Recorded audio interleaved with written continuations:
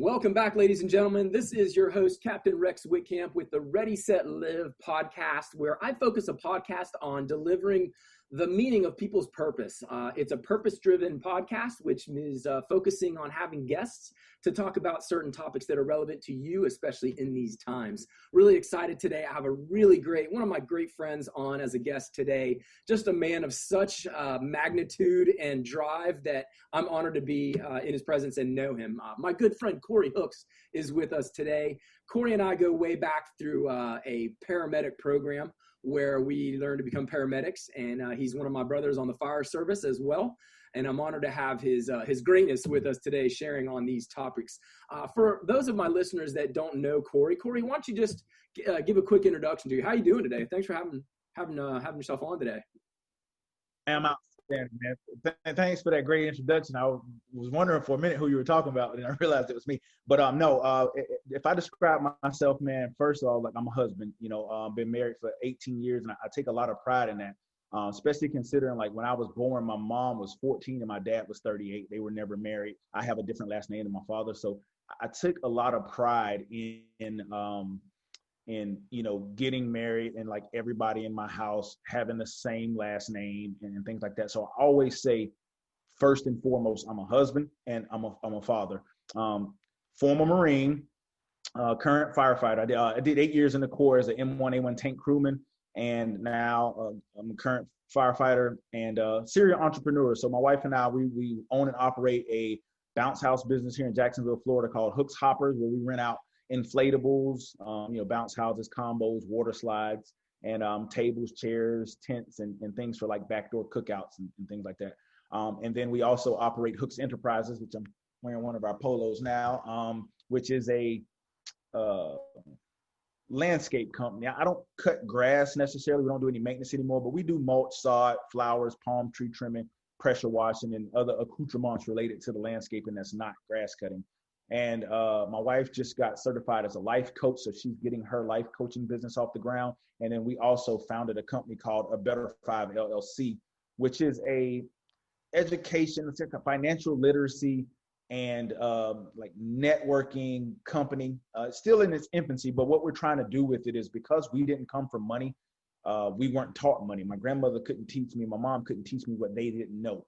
So we started this business sort of educate people that, like, not all debt is bad debt, and business creation, business ownership is sort of the way to go. Being able to set your own schedule and being rewarded for sort of how hard you work. We were both in the corporate field for a long time, and what we learned is, like, you show up, if you work for $12.50 an hour, you can show up and bust your hump, and you're gonna get paid for $12.50 an hour, and another guy can show up and sort of scam and still get $12.50. So we just try to teach people where you're more rewarded if you own the company. Your hard work is paid off a little more based on how you work. So that's A Better Five. So we're Hooks Hoppers on Facebook and Instagram, Hooks Enterprises on Facebook, and then the A Better Five group on Facebook as well.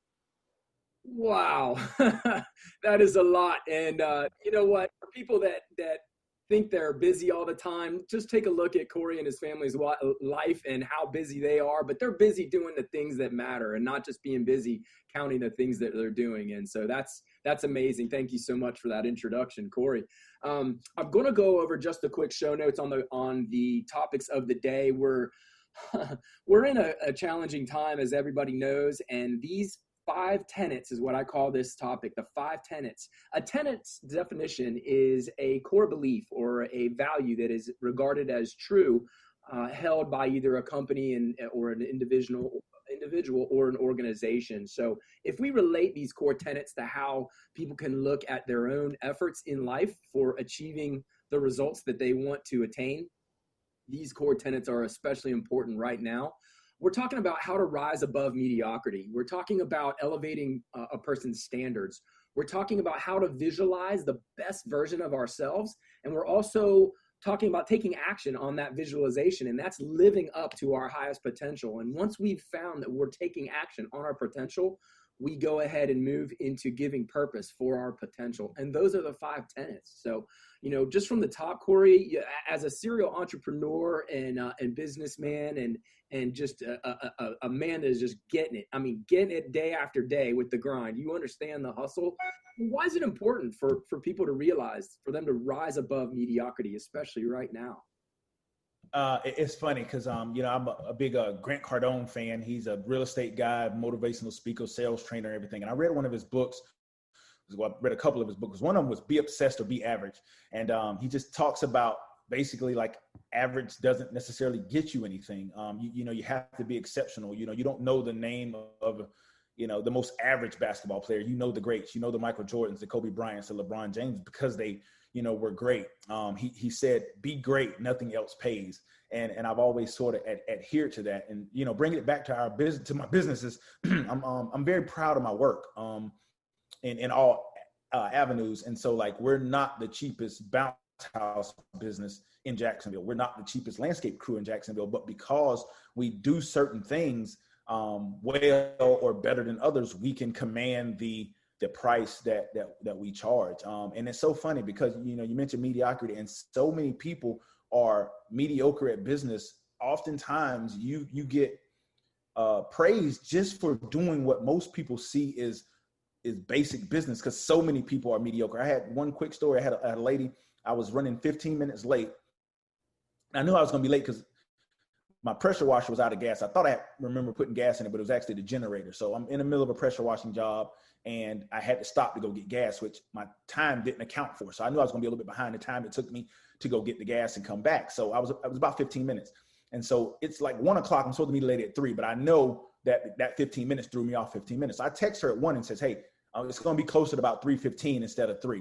And so I met her at the house. We walked around. I gave her a quote. She said, great. I'd love to have you do it. Put me on your schedule as soon as you can. She said, also, I appreciate you giving me that heads up. She said, a lot of people don't value other people's time.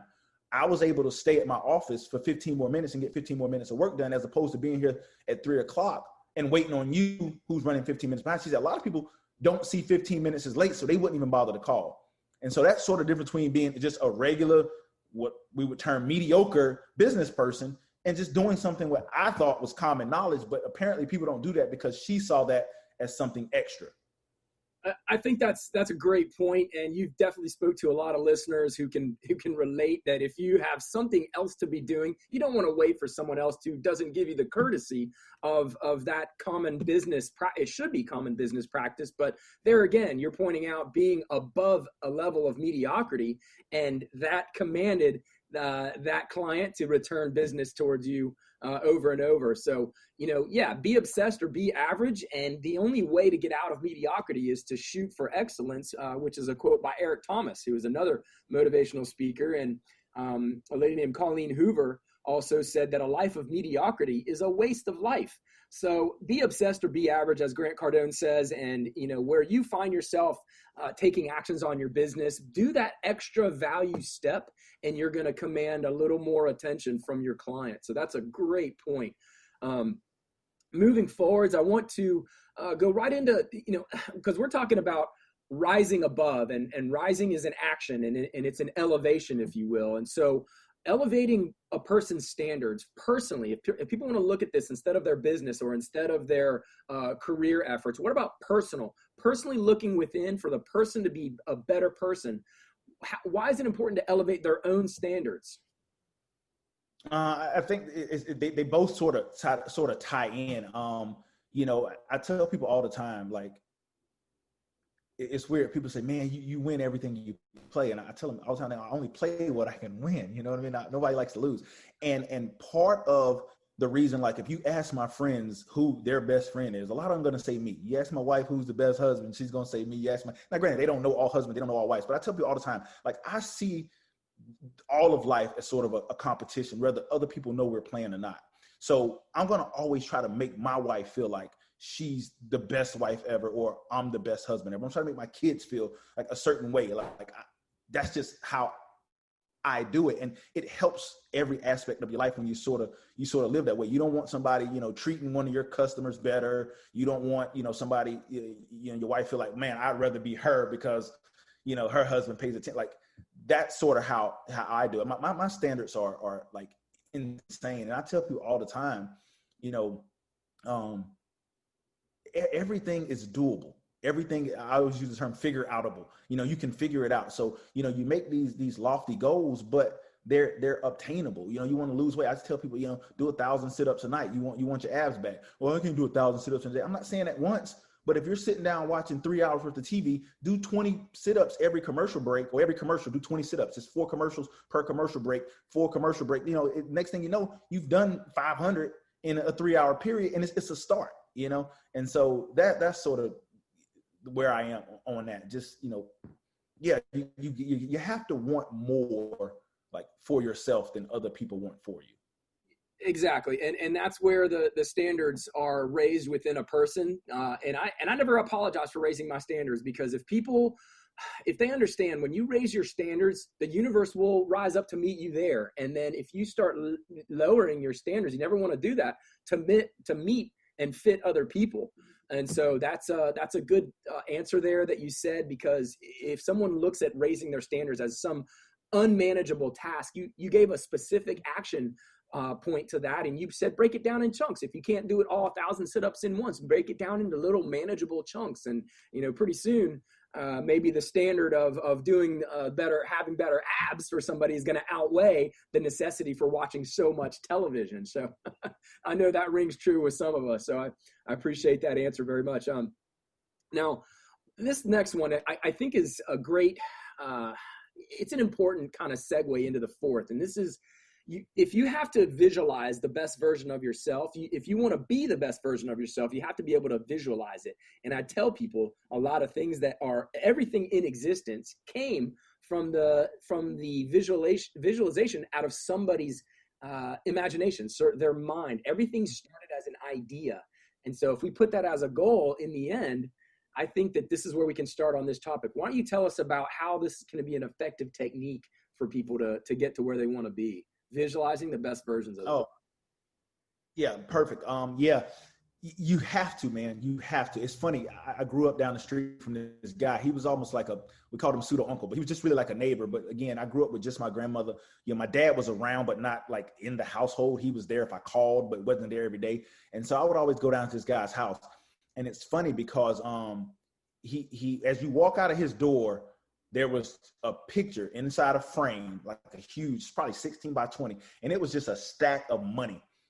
And there was like a sticky note that said like $281,615.18, just some random number, like down to the cents. And I'm like, is that how much money that is? He's like, no, that's what I need to, you know, sort of be where I want to be, you know, to accomplish the goals he wanted to accomplish. That was sort of his goal. And he said, every day before I walk at the house, I look at that and I was like, man, that's deep. And it's so funny because everybody's now has gotten on these vision boards where they get together and they cut out things from magazines. This is the car I want. This is the house I want. This is the career I want. And I think that is very helpful because you do need to visualize sort of where you want to be. And I do that a lot, man. Like before I bought my trailer, I would just look at trailers, Photoshop my logo on the trailer. And I went and bought a trailer. I visualized the truck, you know, go to the way. And you have to sort of see these things before they happen. You almost help to manifest them.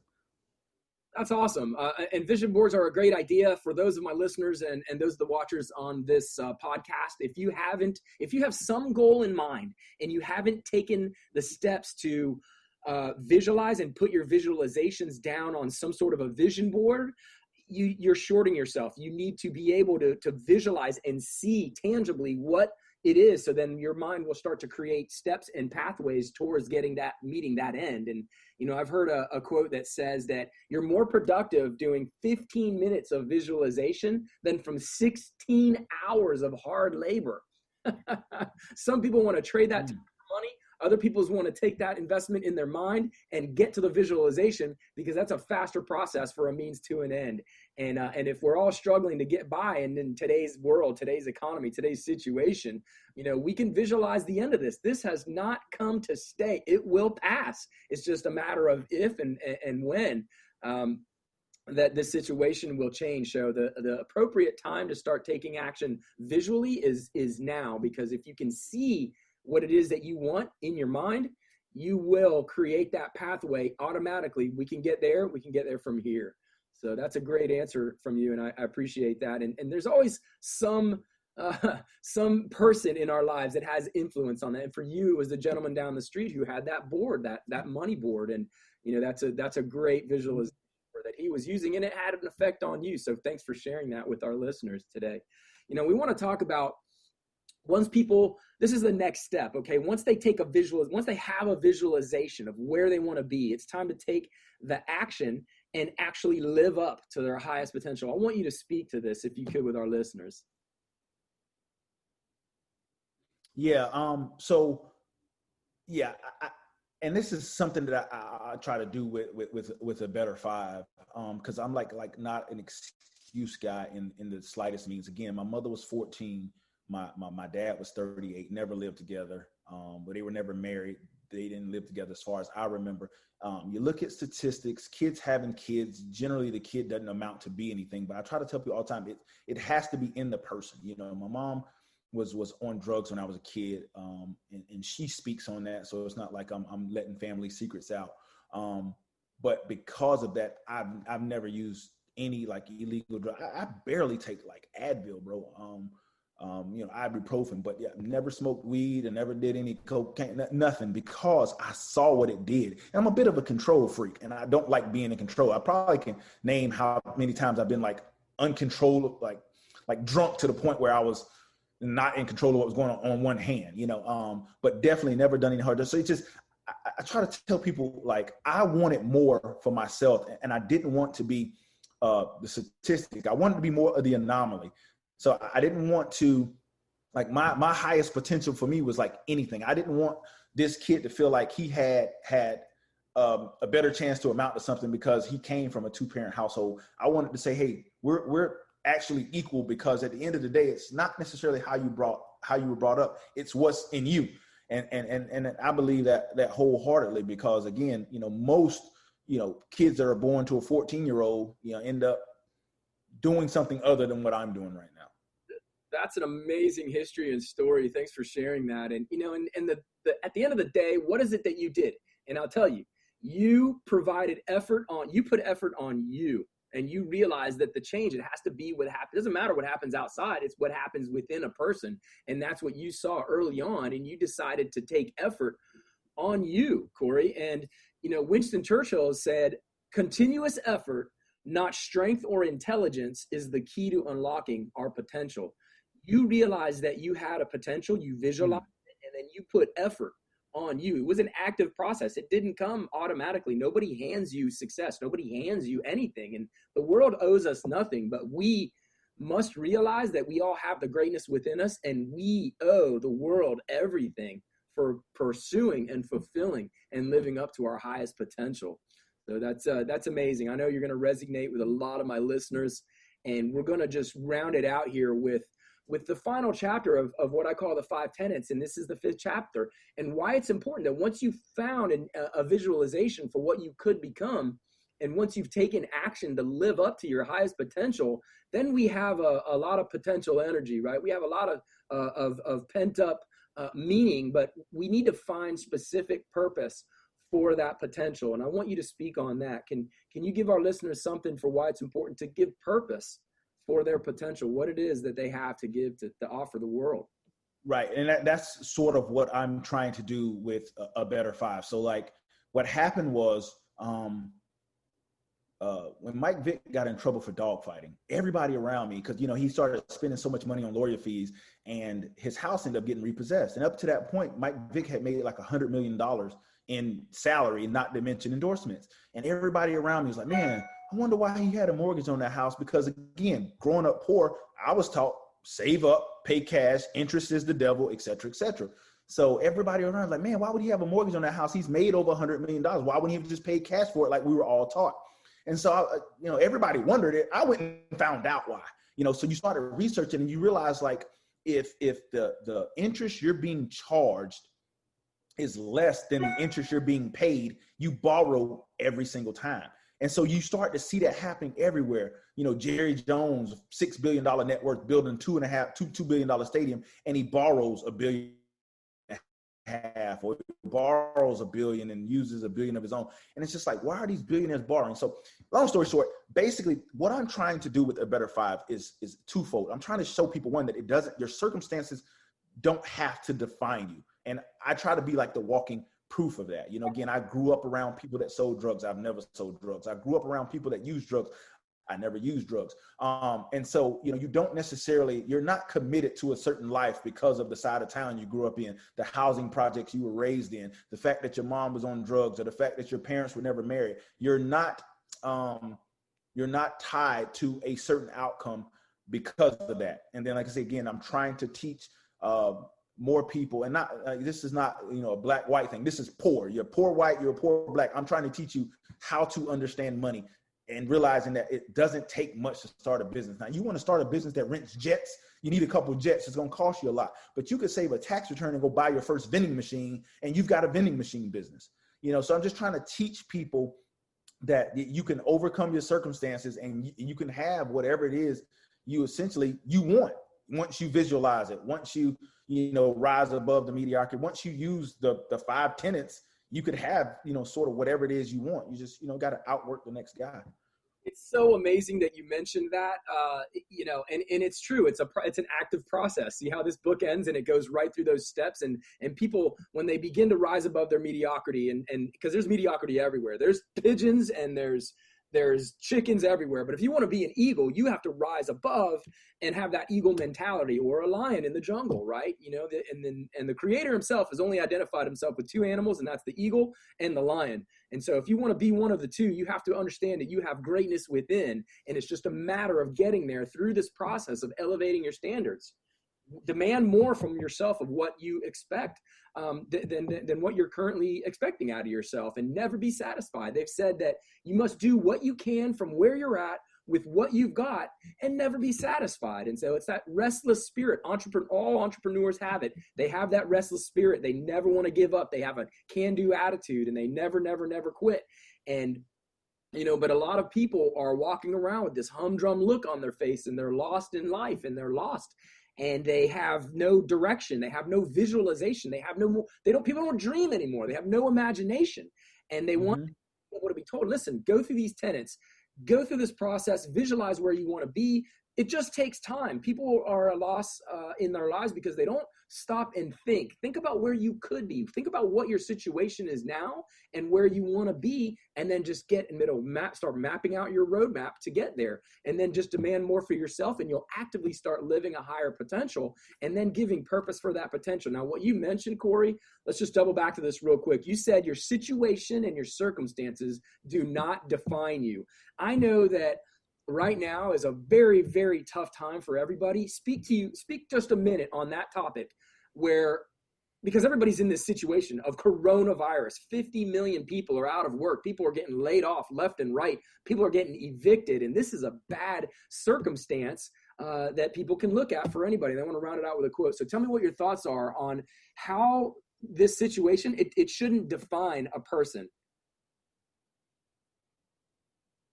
Yeah, it's funny. I was just listening to a podcast, and they said that a lot of these big businesses were created in a recession.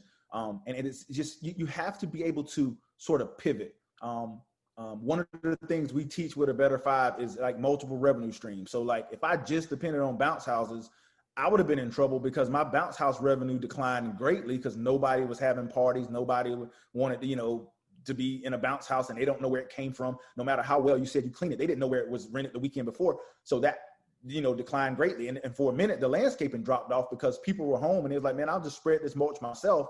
Luckily, I, live in Florida, and it's 110 degrees. So it's not just something, if you don't do regularly, you don't just jump into it and say, hey, I'm going to spread 10 yards of mulch on my own.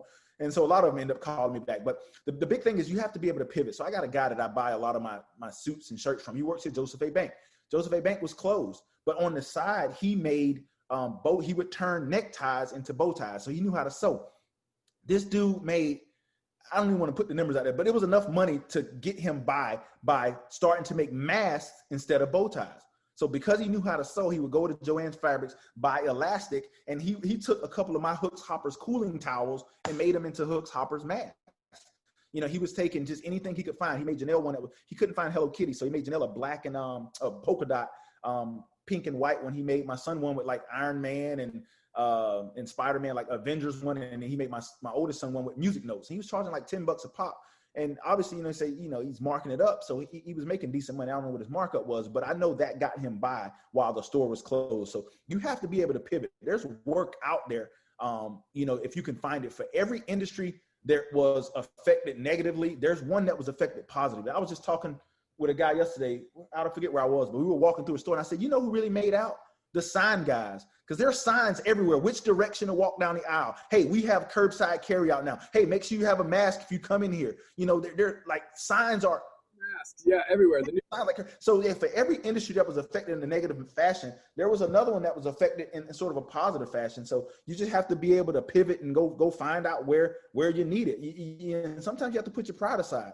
I worked at a plant nursery for a while, and I had never done an outside job up until that point, but I was in a situation where a beggar couldn't be a chooser. So I started slinging plants as best as I could and ended up being the manager before they closed up, the yard manager. Again, you got to take any situation and make the best of it. Absolutely. And, that's great. I guess the word and the drawback, the takeaway from that is that the flexibility, exactly that, the pivot point. This is a time in our lives that Peter Drucker referred to as the 3 C's. It's overwhelming complexity, increased change, and an increased level of an overwhelming competition. So with these things going on now, it's no time to stay planted and do the same thing you're doing. You have to evolve to where the situation is demanding a change in flexibility and in pivot, especially for business. But I tell you, there's no successful business without a successful leader, and the leadership comes from within. You have to lead yourself. There's an old African proverb that says, if there's no enemy within, the enemy outside can do us no harm. And that's how we have to look at ourselves when we manage and navigate this new landscape that we're in. So, Corey, I want to thank you for your time. I know you're a busy go-getter guy just like me. It's been an honor to be in your presence and having this conversation today. I want to remind our listeners, go to follow Corey Hooks and all of his channels and all of his efforts. Stay tuned. I'm going to put out some stuff on my media channels as well in regards to his program, because the last chance that we were trying to get on to work together, Corey, was for your efforts on the debt. What were you doing? The mindset reset. Yeah, and it's sort of a mindset thing there that is going to go work well. So we're going to talk offline about that. So stay tuned for some information coming out about that. But thanks for everyone for listening. If you're in your car, if you're on your iPod, your iPhone, or wherever on the digital radio waves, jump in and take hold of these tenets, start to apply them in your lives. I guarantee you, from me personally, and from my guests, I'm always having an honor to have my guests on. And I learned so much from all of my guests. I want to thank all of them personally, but you're going to have a massive, you're going to come to a point in your life where things are going to change. And if you make a decision to decide, that is the decision point that's necessary to make a change in your life. But remember that if you don't decide, that is still a decision. And so since we're talking about that, life, I'm reminding you, life is not found between these isms and the schisms of life. You have to quit what I call the paralysis of analysis. You have to jump in with both feet and go all in on your dreams. And then when you couple your purpose with your potential that you have within you, the universe will unfold for you. And this comes with a strict warning. Assuredly, all dreams will be tested for authenticity. And so when you got to get clear on your goals and clear on your dreams, you will be tested. But there's no testimony without a testament, no testimony without a test first. So what you're going through now will be setting you up for the future. And like Corey said, you're not defined by these circumstances. You have to be like the quote. People are always complaining about their circumstances, about for what they are in life. And I don't believe in circumstances. The people that get on in this world are the people that look for the circumstances that they want. And if they don't find them, they create them. And you and I, my friend, are creators, and we're going to drag more people up to us, to our level. And the people that are coming along are going to be pushed further, and we're going to help them up. And the people that can't get along are going to leave, and they're going to be disposed and fade away into the obscurity of living a life of mediocrity. And that's where they're going to stay until they make that change. So, Corey, thanks again for your time today. I appreciate you, brother. Have a great rest of your day. Hey, we're going to talk soon. I appreciate it. You as well. Thank you, sir. I'll talk soon. Yes, sir.